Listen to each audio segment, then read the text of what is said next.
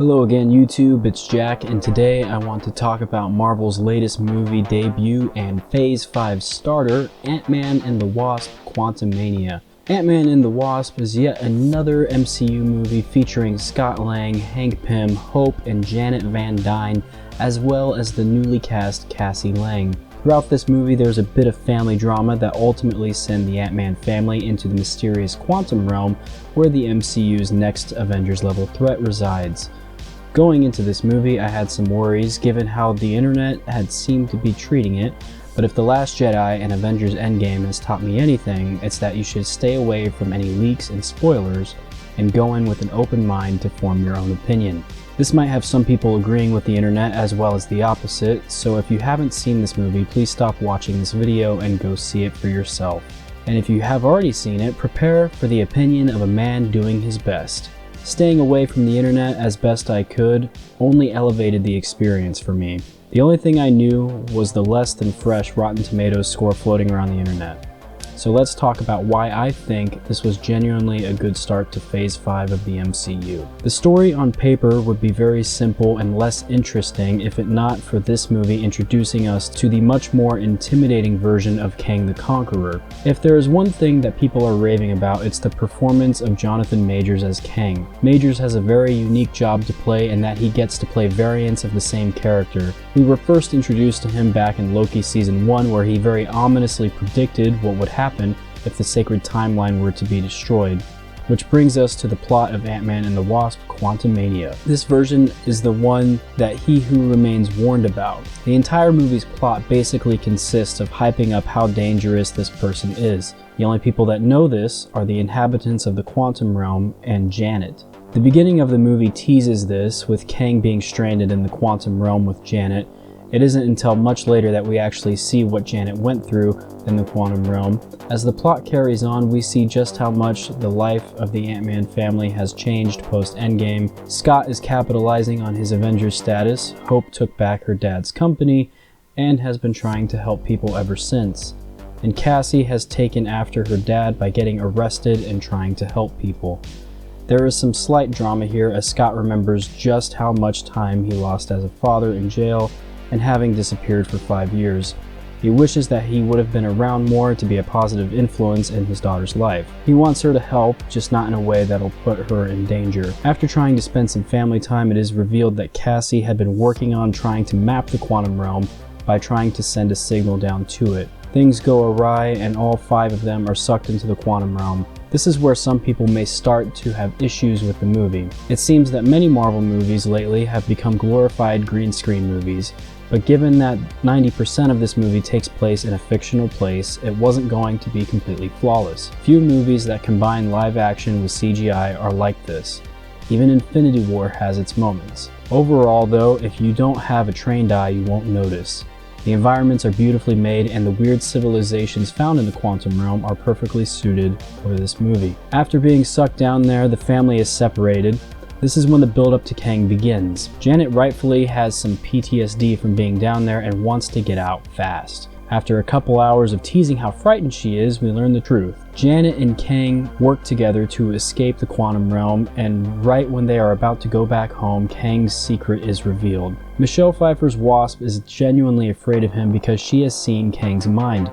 She has seen him destroy worlds and timelines like they were nothing. Janet decides that the risk of going home is too great and sacrifices her only opportunity to go back, destroying Kang's ship and angering him in the process. This sets up the rage of Jonathan Majors that he so brilliantly portrays. Meanwhile, Scott and Cassie are trying to find the other half of their family and are saved by the Freedom Fighters.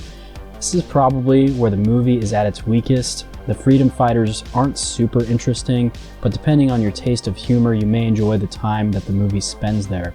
Some magical ooze is introduced that makes the characters understand the languages of the quantum realm, and this is where Cassie tries to help them out. The Freedom Fighters are victims of Kang's wrath and are without a home. Once again, there is more Kang build-up here and is ultimately all it turns out to be until the climax of the movie. Scott and Cassie are attacked by MODOK, who turns out to be Darren Cross from the first Ant-Man movie. Undoubtedly, there will be some complaints here. All I will say is that there is no way that MODOK was going to be a character that people took seriously and no amount of CGI was going to make him look convincing. Thankfully, the movie knows this and pokes fun at how he looks throughout it. MODOK takes the pair to Kang. Kang offers Scott a deal to help him steal a piece of a ship so he can go home and Scott can have his daughter back. After Scott initially declines Kang, he does some light torture on the pair, convincing Scott to agree to the deal. Scott then enters a probability matrix where some typical weird MCU humor ensues.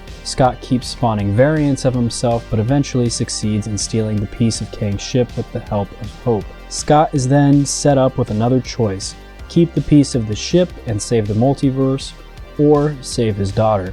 It doesn't really matter as Kang was going to take the part anyway, and so your bombastic Marvel finale begins. Kang successfully steals the part and begins the process of sending him and his army out of the quantum realm. There isn't much to say about the finale, other than the Ant-Man family has assistance from the Freedom Fighters and a civilization of ants. Like I said earlier, Kang is the best part of this movie, and his rage and power level is something that only 2 other MCU villains have matched. However, given that this movie is technically about Ant-Man, it would only make sense that I talk about Scott Lang.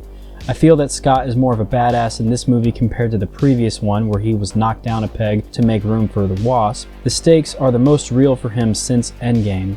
He has to get his daughter back, and he has to stop Kang from destroying everything. Scott gives it his all, but he does it in a Paul Rudd sort of way where you feel the importance of it while maintaining the humor. To some, this is a detriment to the MCU, but the humor has always been present in these movies, and if there was ever a character to be humorous, it's Ant-Man. The Ant-Man family succeeds in stopping Kang with the help of the Freedom Fighters and the Ants, but not before a brutal fist fight between Scott and Kang. Next to No Way Home, I haven't seen an MCU fight this bloody. Kang destroys Scott in this scene, leaving him beaten and bloodied. It takes Hope to come back and bombard him with a bunch of shrinking discs in order to save him. This is where I have a slight issue. The portal that sent the Ant-Man family back was destroyed only to have it brought back almost immediately. I personally think that leaving Scott and Hope stranded in the quantum realm would have made for a better ending compared to the one we got. The ending that we did get basically has Scott thinking about how he may have unleashed a darker threat upon the world and the multiverse, similar to Sylvie's mistake in Loki. The post-credit scenes remain, and one is bad and the other is good. The first one suffers from some odd choices, from CGI to all the Kang's acting like a bunch of animals. The second is much better. It shows a scene from Loki Season 2 teasing Kang once again, and thus the movie ends. The visuals hold up given that this movie takes place in a fictional environment. There was always going to be some uncanny valley effect. MODOK is weird as he was always going to be. The action is pretty good, especially when Kang is in it, and the final battle is your typical MCU action. What I liked about this movie was that the stakes felt much higher because they were. I thought it was paced well and the editing was good. There was never a moment where I thought it was cut in an odd way. I have seen some people complain that the actual scope of the action and the size of this movie isn't fully realized and is actually bad. To that, I would have to say you need to see all Marvel movies in IMAX. You miss 26% of the picture when watching it in a standard or Dolby Cinema theater. The first Ant-Man was shot with a full screen aspect ratio, so you never really have a problem with the first one, but Peyton Reed does a good job at utilizing the IMAX scope in future movies. Any of the following movies featuring Ant-Man utilize a case-by-case aspect ratio, meaning that the screen changes sizes depending on what is being shown. If you have a Disney Plus subscription, just watch Ant-Man and the Wasp and skip to the first scene with Ghost. Then you will see what I mean. The IMAX version is exclusive to Disney Plus, so don't go popping a disc in expecting to see it. As most franchises progress, the music gets more and more epic, and that's exactly what this movie does. Sound effects are never bad in Marvel movies, but nothing is especially unique here other than character designs and MODOK. Scott's theme of this movie is pretty much the same as the first one. It's about a father who wants to be a good role model for his daughter. The only difference being that there is no redemption arc for Scott. However, Cassie has a theme which seems to be learning from her mistakes and doing her best to correct them. She realizes this when she says it's all her fault, realizing that she had been doing something that she shouldn't. Janet's arc is the most interesting to me because hers is overcoming her PTSD from being down in the quantum realm for 30 years. She helps put a stop to Kang and is able to put her fears to rest, at least for a little while. Overall, Ant-Man and the Wasp: Quantumania is a good movie with some high stakes, a decent story, mediocre character development, cool environments, funny humor, and a badass villain, which is why I am giving this movie a 7.5 out of 10, and I would recommend going to see it. Hopefully, if you're watching this, then you already have. Thanks for watching.